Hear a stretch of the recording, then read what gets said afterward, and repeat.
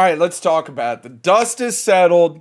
The controversy, I mean, it's still kind of there, but it's not as prevalent as it was like 2 weeks ago.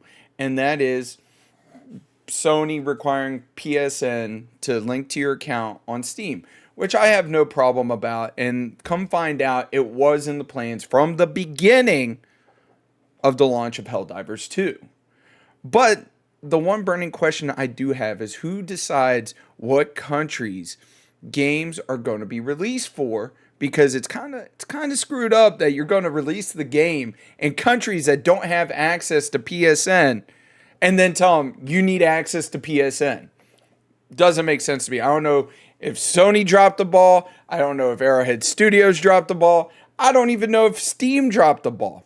But somebody dropped the ball here. But since that controversy, a lot of things have happened, such as this. The original CEO of Arrowhead Studio, well, the CEO that was dealing with Helldivers 2 and this whole controversy has stepped down. He's no longer the CEO. He's moving into a CCO, which is Chief Creative Officer for Helldivers 2. So his sole focus is going to be Helldivers 2 instead of the entire operations of Arrowhead Studios, which I think is a smart idea, because this man right here, he was very transparent through the server issues, through basically everything that has gone on. He has been very transparent, and I gotta give the man props for that, because most CEOs won't be transparent like this man was.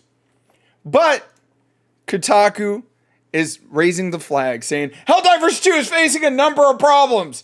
Numbers problem. The last few weeks of drama have really hurt the games community.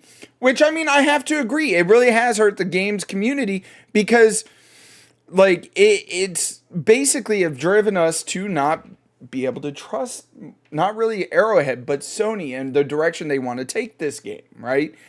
And, like I said, the whole PSN linking accounts, that really hurt because, granted, it did say that it was, it was needed eventually. But, why even, the server issues is what ultimately drove them to be like, all right, we're going to hold off on doing that. Let's get into this article. Helldivers 2 is crashing back to Earth after a meteoric ascent and lengthy tenure at the very top of the live service market. Arrowhead Game Studios' player count for its cooperative third-person shooter has been in an extended free fall in the last several weeks. Now players' counts are trending downward, and Helldivers 2 needs to figure out a way forward. Which, I think one of the big things that hurt them, not just the PlayStation stuff, but the fact that there is other games coming out, such as X Defiant, which is another live service free-to-play game, I believe from Ubisoft. I haven't gotten to play it, but it's the Call of Duty killer. I know a couple of my buddies have played it, and they said it's really good. So if that's the case, and it's a free-to-play game, of course it's going to drive people away from other games, such as Helldivers 2. Helldivers Galactic War Story, the meta-narrative that enthralls its players in its first place and allows them to roleplay as comically evil fascists, have depended upon its massive fandom to come through and complete mandates such as termination of billions of bugs at once. However, a recent series of major orders with similar extraordinary requirements have failed, and stratagems that were promised to the community upon their completion have been apparently withheld. Upon setting the dwindling player base, which is sitting at a respectable place of about 66,000 players currently. However, according to Eurogamer, this number represents nearly 65% drop from a month ago, which, like I said, is ultimately hurt because there was a lot of people that were like, "Yo, we're not." The whole Sony thing drove people away. Excuse me.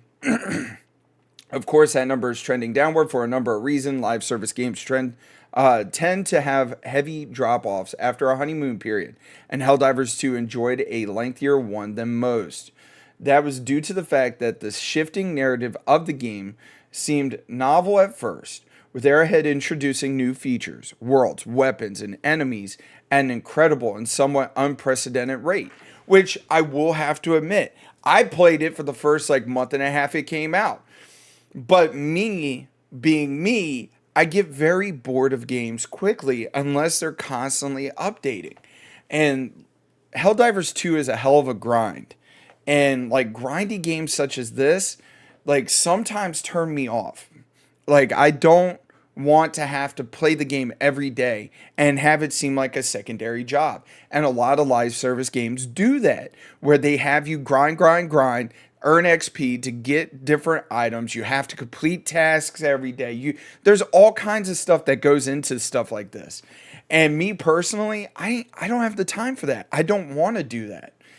And like I said, I am very impressed at what Helldivers 2 has done, which is like constantly updated, yes, but be very transparent with the fan base and communicate, which I love it.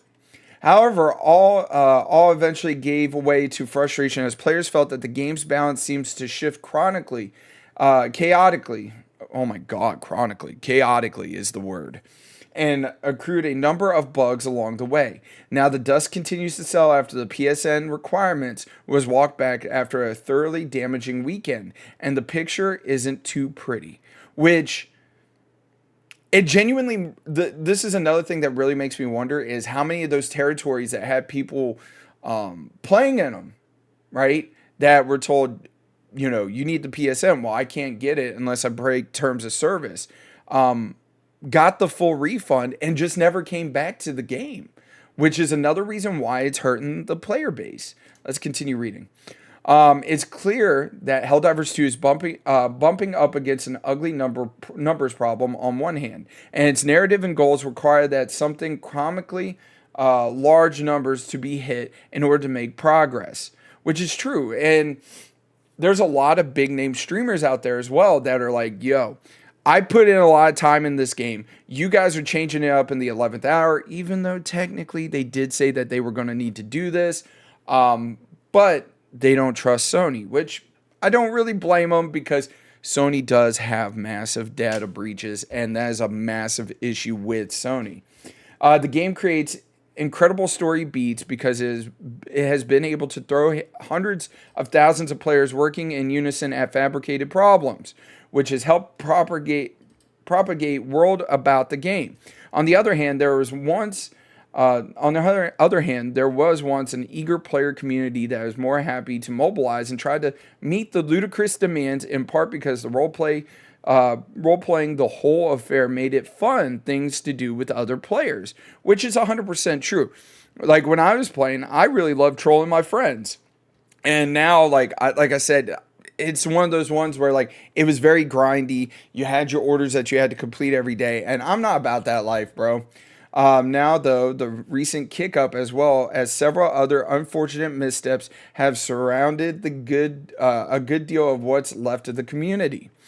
On top of that, they did end up firing one of their Discord managers over him saying, "Hey, if you don't like what we're doing, like, give us negative reviews. Let Sony know."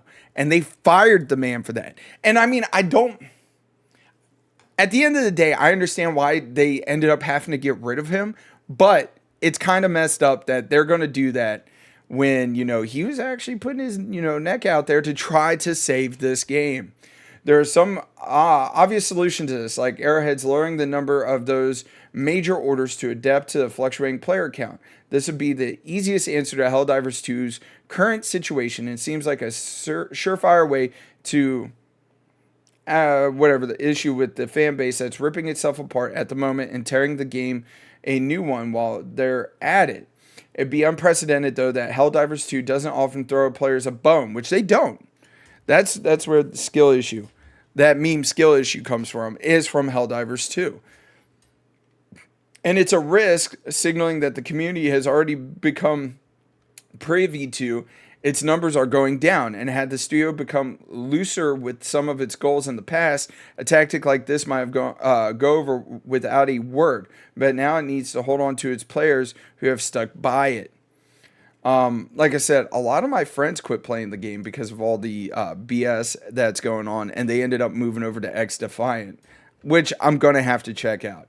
Players on the Helldiver 2 subreddit have been posting through some of their anguish. One user posted a meme of a vicious cycle where the studio locks new content behind major orders, which are then failed, which then leads to diminishing player count over less content and feedback into the first point. In other subreddits, someone shared a post, "We're really going to fail back-to-back major orders. These major orders are simply the tip of the iceberg when it comes to Arrowhead's ongoing issue, including the numbers of regions the game still has not returned and constantly shifting balance, which has been upsetting players for months." Like I said, there's a lot of the regions that don't have PSN that they gave the refund to, and they're not coming back. So that is a major, major issue right there, which is affecting the players base.